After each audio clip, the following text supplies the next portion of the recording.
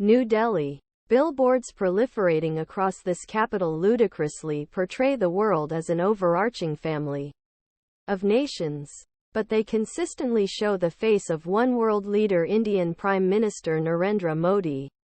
ArrowRight facing a world increasingly divided into hostile blocs. Indian officials hope to overcome divisions when their country hosts a summit leaders of the group 20 largest economies, including President Biden. This weekend, Modi's India aims to highlight its phenomenal growth and role as the Vishwa Guru or global leader. India is showcasing India, a new India, and India on the rise. Brand India, said former Indian ambassador Sujan Chinoy, who now heads India's main defense think tank and the largest G-20 working group. As global tensions, particularly over Ukraine, threaten the final summit declaration, India's branding has become a central focus for the host country. If you say that we overdoing it because we are professionally hosting the G20, you sadly mistaken. We did not advertise.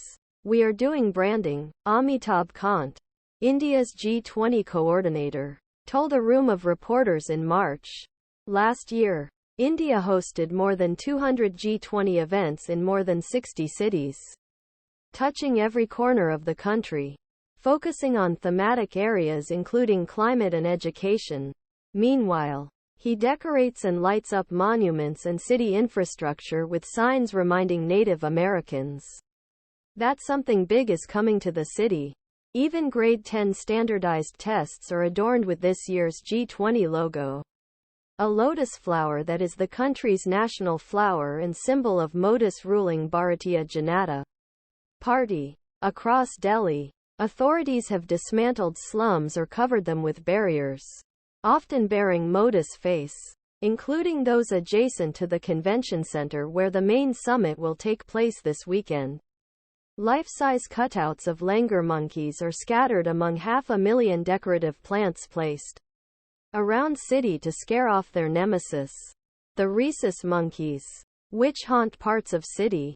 Spraying drones and mosquito-eating fish have been used to combat dengue. The renewal of the most important international meeting India has seen in decades comes ahead of an election year, and Modi has been polishing his as a statesman in recent months. He made an official visit to Washington earlier this year, where Biden and Congress warmly welcomed him. In July, India de facto hosted the Shanghai Cooperation Organization, a defense and security partnership established by China and Russia. Now, local news is talking about Biden making a potential visit to India again in January for the country's Republic Day. Part of international brand building has been India's efforts to get other countries to adopt its digital infrastructure. Many countries have done this.